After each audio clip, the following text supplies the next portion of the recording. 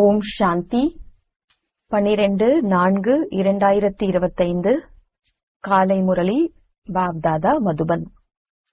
இனிமையான குழந்தைகளே, உங்களுடைய இந்த பிராமண குலம் முற்றிலும் தனிப்பட்டதாகும். பிராமணர்களாகிய நீங்கள்தான் ஞானம் நிறைந்தவர்கள். நீங்கள் ஞானம், விஞ்ஞானம் மற்றும் அஞ்ஞானத்தை தெரிந்துள்ளீர்கள்.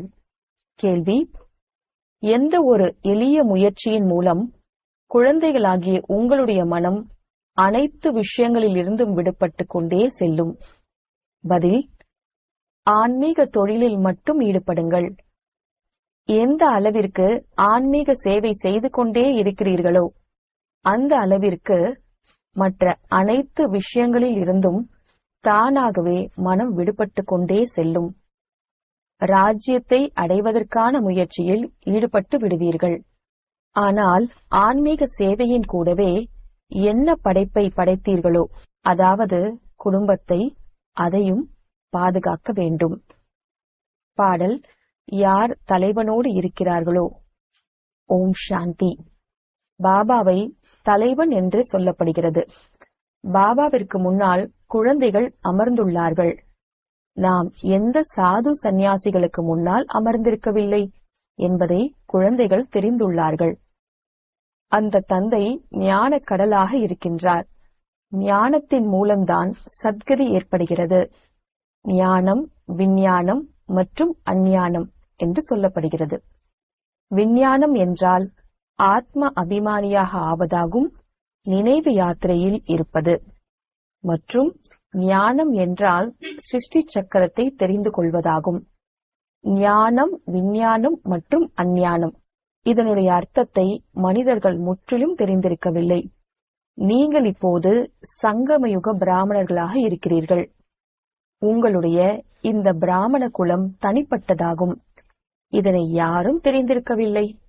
பிராமணர்கள் சங்கம யுகத்தில் இருக்கின்றார்கள் என்ற விஷயம் சாஸ்திரங்களில் இல்லை. பிரஜாபிதா பிரம்மா இருந்துவிட்டு சென்றிருக்கின்றார். அவரை ஆதி தேவன் என்று சொல்கின்றார்கள் என்பதையும் தெரிந்துள்ளார்கள். ஆதி தேவி ஜெகதம்பா அவர் யார்? இதையும் உலகம் தெரிந்திருக்கவில்லை. கண்டிப்பாக பிரம்மாவின் வாய் வம்சாவழியாக தான் இருப்பார். அவர் ஒன்றும் பிரம்மாவின் மனைவி இல்லை. தத்தெடுக்கின்றார் அல்லவா? குழந்தைகளாகிய உங்களையும் தத்தெடுக்கின்றார். பிராமணர்களை தேவதைகள் என்று சொல்ல முடியாது. இங்கே பிரம்மாவினுடைய கோவில் இருக்கிறது. அவரும் மனிதர்தான் அல்லவா? பிரம்மாவோடு சரஸ்வதியும் இருக்கின்றார். பிறகு தேவிகளின் கோவில்களும் இருக்கின்றன. அனைவரும் இங்கேயே இருக்கும் மனிதர்கள்தான் அல்லவா? ஒருவருடைய கோவிலை உருவாக்கி விட்டார்கள். பிரஜாபிதாவிற்கு நிறைய பிரஜைகள் இருப்பார்கள் அல்லவா? இப்போது உருவாகி கொண்டிருக்கின்றார்கள். பிரஜாபிதா பிரம்மாவின் குலம் வளர்ந்து கொண்டே இருக்கிறது. அனைவரும் தர்மத்தின் தத்தெடுக்கப்பட்ட குழந்தைகளாவர்.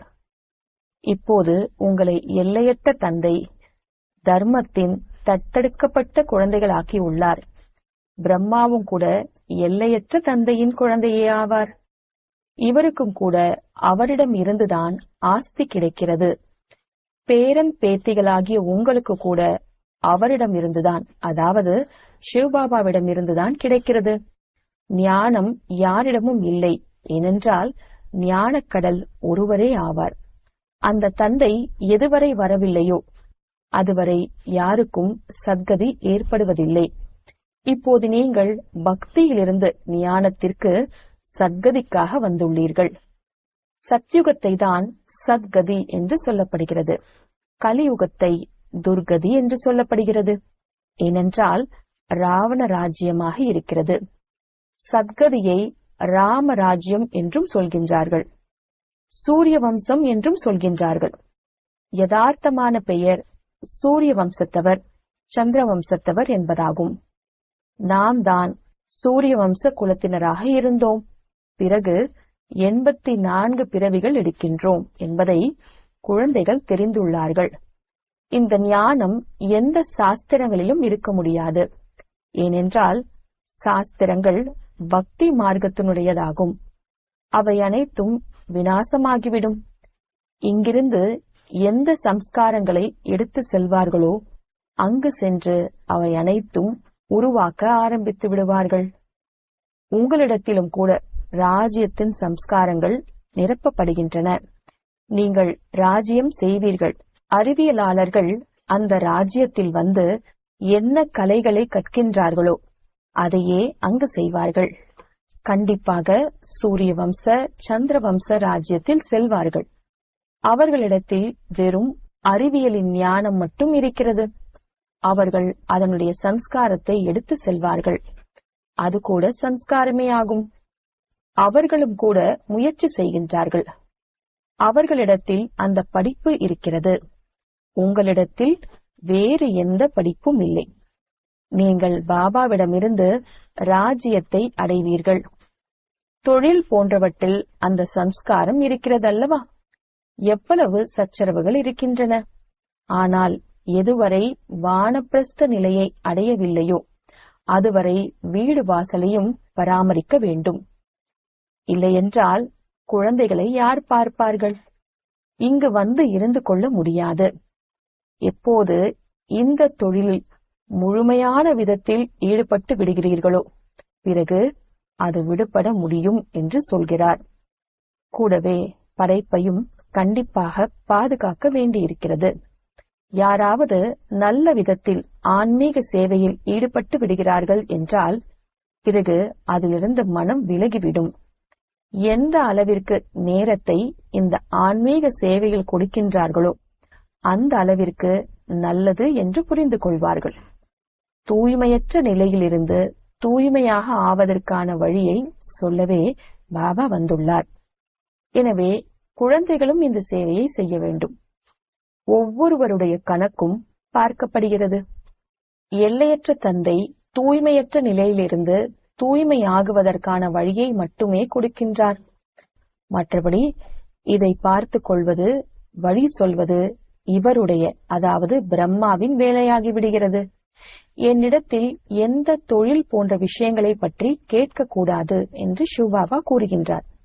வந்து தூய்மையற்ற நிலையிலிருந்து தூய்மையாக்குங்கள் என்றுதான் என்னை நீங்கள் அழைத்தீர்கள்.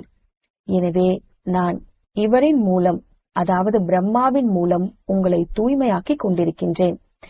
இவரும், அதாவது பிரம்மாவும் தந்தைதான். இவருடைய வழிப்படி நடக்க வேண்டும். அவருடையது, அதாவது சிவபாபாவுடையது ஆன்மீக வழி. இவருடையது, அதாவது பிரம்மாவின் வழி தேகத்தினுடைய வழியாகும். இவருக்கு கூட எவ்வளவு பொறுப்பு இருக்கிறது. பாபாவின் கட்டளை என்னை மட்டும் நினைவு செய்யுங்கள் என்று இவரும் கூட சொல்லிக் கொண்டே இருக்கின்றார். பாபாவின் வழிப்படி செல்லுங்கள்.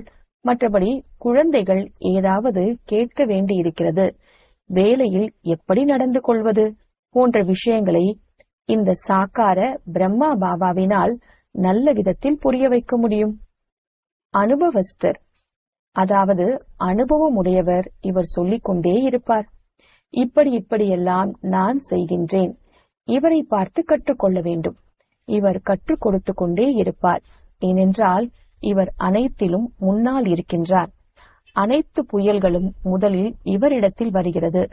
ஆகையினால் அனைவரையும் விட பலசாலி இவர் ஆவார்.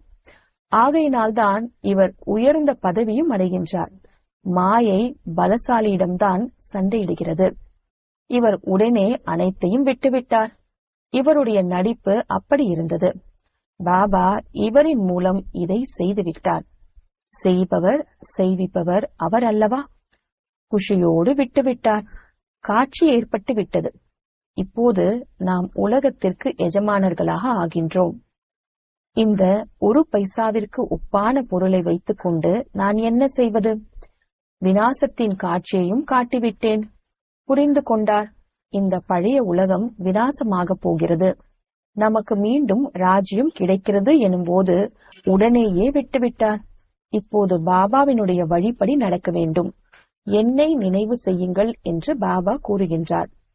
நாடகத்தின்படி வட்டி உருவாக வேண்டியிருந்தது. இவ்வளவு பேர், இவர்கள் அனைவரும் ஏன் ஓடி வந்தார்கள் என்று மனிதர்கள் புரிந்து கொண்டார்களா என்ன? இவர் ஒன்றும் சாதுவோ சந்நியாசியோ அல்ல. இவர் எளிமையானவராக இருக்கின்றார். இவர் யாரையும் ஓடி வர வைக்கவில்லை. கிருஷ்ணருடைய சரித்திரம் எதுவும் இல்லை. மனிதர்கள் அனைவருடைய மகிமை எதுவும் இல்லை. மனிதர்கள் அனைத்தும் ஒரு தந்தையினுடையவர்களாவார்கள். அவ்வளவுதான். பாபாதான் வந்து அனைவருக்கும் சுகம் கொடுக்கின்றார், உங்களோடு பேசுகின்றார். நீங்கள் இங்கே யாரிடம் வந்துள்ளீர்கள்? உங்களுடைய புத்தி அங்கேயும் செல்லும், இங்கேயும் இருக்கும். ஏனென்றால் ஷிவபாபா அங்கே பரந்தாமத்தில் இருக்கக்கூடியவர் என்பதை தெரிந்துள்ளீர்கள். இப்போது இவருக்குள் வந்துள்ளார்.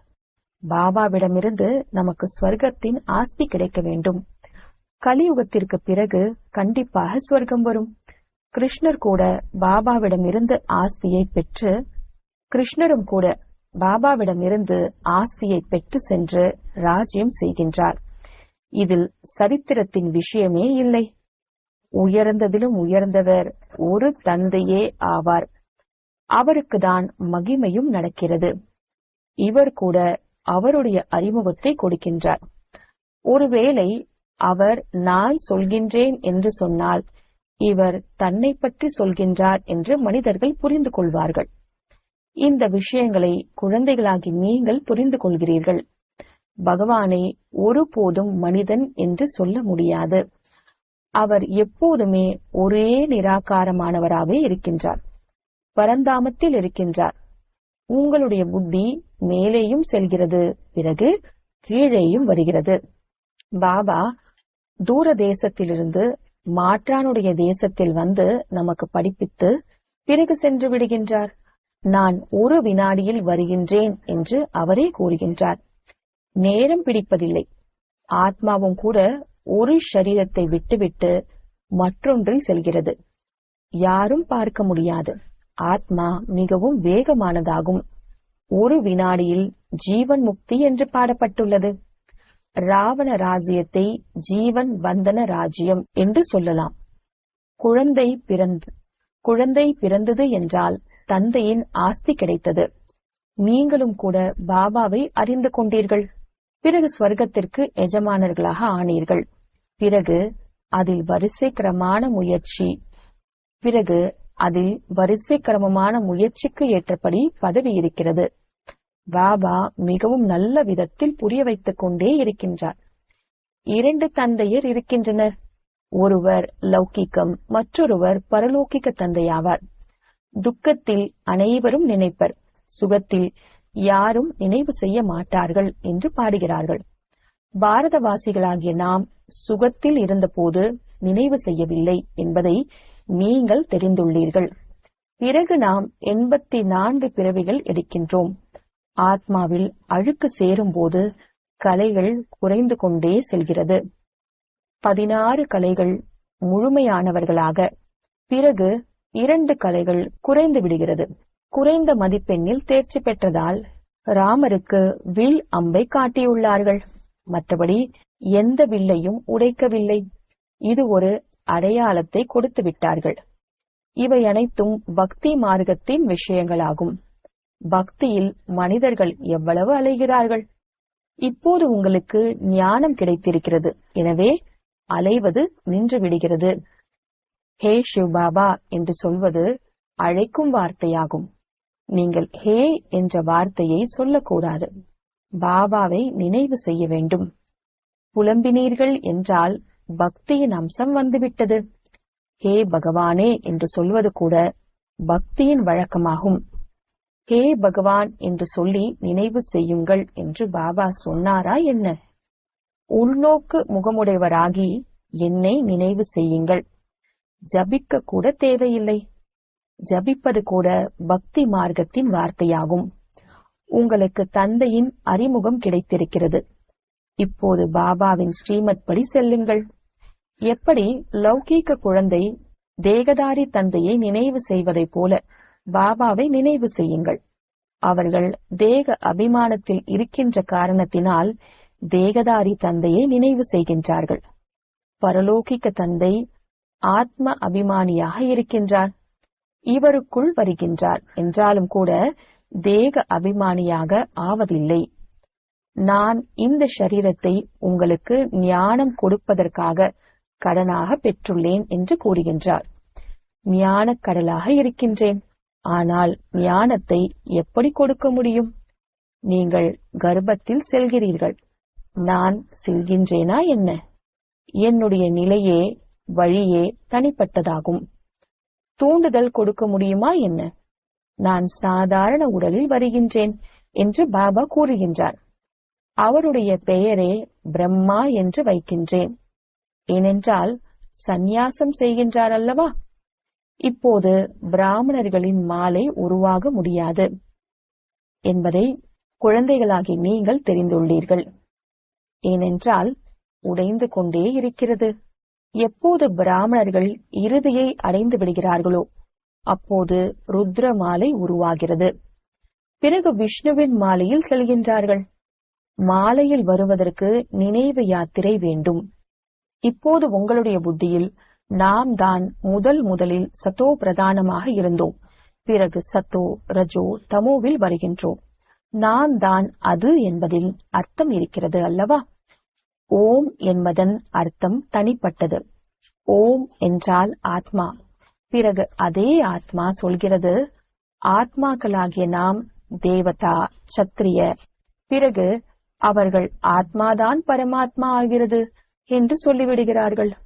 உங்களுடைய ஓம் மற்றும் நாம் தான் அது என்பதன் அர்த்தம் முற்றிலும் தனிப்பட்டதாகும். பிறகு ஆத்மா வர்ணங்களில் வருகிறது.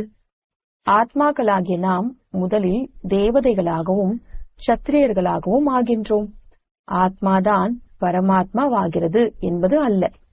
முழுமையான ஞானம் இல்லாத காரணத்தினால் அர்த்தத்தையே குழப்பிவிட்டார்கள். அகம் பிரம்மாஸ்மி என்று சொல்கின்றார்கள். இது கூட தவறாகும். நான் படைப்பிற்கு எஜமானனாக ஆவதில்லை என்று பாபா கூறுகின்றார். இந்த படைப்பினுடைய எஜமானர்கள் நீங்கள் ஆவீர்கள். நீங்கள்தான் உலகத்திற்கு எஜமானர்களாக ஆகிறீர்கள். பிரம்மம் என்பது தத்துவமாகும். ஆத்மாக்களாகி நீங்கள் இந்த படைப்பினுடைய எஜமானர்களாக ஆகின்றீர்கள். இப்போது பாபா அனைத்து வேதங்கள் சாஸ்திரங்களின் யதார்த்தமான அர்த்தத்தை அமர்ந்து கூறுகின்றார். இப்போது படித்துக் கொண்டே இருக்க வேண்டும். பாபா உங்களுக்கு புதிய புதிய விஷயங்களை புரிய வைத்துக் கொண்டே இருக்கின்றார். பக்தி என்ன சொல்கிறது? ஞானம் என்ன சொல்கிறது? பக்தி மார்க்கத்தில் கோவில்களை உருவாக்கி உள்ளார்கள். ஜபம் தவம் செய்துள்ளார்கள். பணத்தை செலவழித்துள்ளார்கள். உங்களுடைய கோவில்களை நிறைய பேர் கொள்ளையடித்துள்ளார்கள். இது கூட நாடகத்தின் படிப்பாகும். பிறகு கண்டிப்பாக அவர்களிடமிருந்து திரும்ப அடைய வேண்டும். இப்போது பாருங்கள், எவ்வளவு கொடுத்து கொண்டிருக்கிறார்கள். நாளுக்கு நாள் அதிகரித்துக் கொண்டே இருக்கிறார்கள். இவர்களும் வாங்கிக் கொண்டே இருக்கிறார்கள். அவர்கள் எவ்வளவு எடுத்தார்களோ அவ்வளவு முழுமையான கணக்கை கொடுப்பார்கள். உங்களுடைய பணத்தை யார் சாப்பிட்டார்களோ அவர்கள் விழுங்கிவிட முடியாது. பாரதம் அழிவற்ற கண்டம் அல்லவா? பாபாவினுடைய பிறப்பிடமாக இருக்கிறது. இங்கேதான் பாபா வருகின்றார். பாபாவினுடைய கண்டத்திலிருந்துதான் எடுத்து செல்கிறார்கள் என்றால் திரும்பி தரதான் வேண்டும். பாருங்கள், சமயப்படி எப்படி கிடைக்கிறது. இந்த விஷயங்களை நீங்கள் தெரிந்துள்ளீர்கள். எந்த சமயத்தில் விநாசம் வரும் என்பதை அவர்கள் தெரிந்துள்ளார்களா என்ன? அரசாங்கம் கூட இந்த விஷயங்களை ஏற்றுக்கொள்ளாது. நாடகத்தில் பதிவாகி உள்ளது. கடன் வாங்கிக் கொண்டே இருக்கிறார்கள். திரும்ப வந்து கொண்டே இருக்கிறது. நம்முடைய ராஜ்யத்திலிருந்து நிறைய பணம் கொண்டு சென்றார்கள். அதை திரும்ப கொடுத்து கொண்டே இருக்கின்றார்கள். உங்களுக்கு எந்த விஷயத்தை பற்றியும் கவலை இல்லை.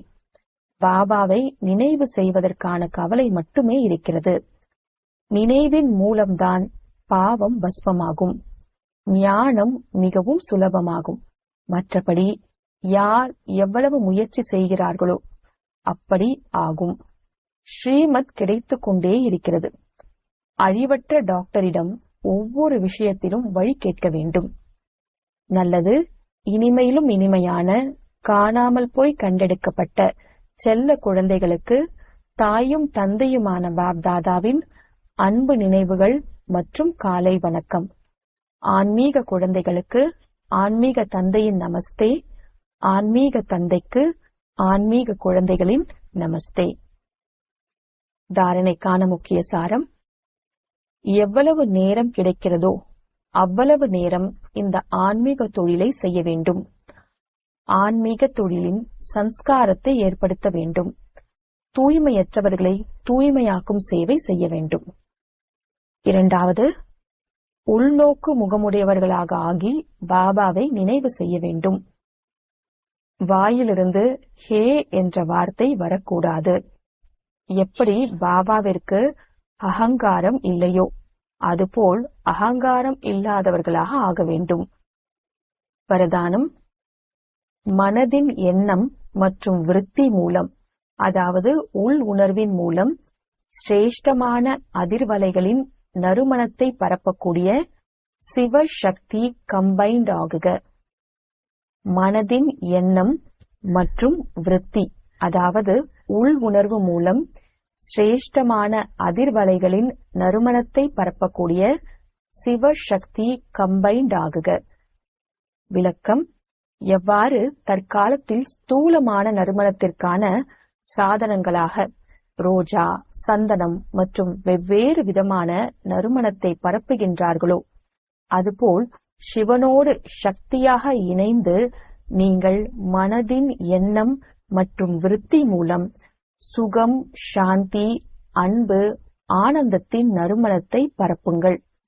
தினமும் அமிர்த வேளையில் விதவிதமான சிரேஷ்டமான அதிர்வலைகளின் நீரூற்று போல் ஆத்மாக்கள் மீது பன்னீர் தெளித்திடுங்கள். எண்ணம் என்ற ஆட்டோமேட்டிக் சுவிட்ச் மட்டும் ஆன் செய்திடுங்கள். அப்போது உலகத்தில் அசுத்தமான விருத்திகளின் துர்நாற்றம் என்ன உள்ளதோ அது சமாப்தியாகிவிடும். ஸ்லோகன்: சுகத்தை வழங்கும் வள்ளல் மூலம் சுகத்தின் பொக்கிஷத்தை பெறுவது, இதுவே அவருடைய அன்பின் அடையாளமாகும்.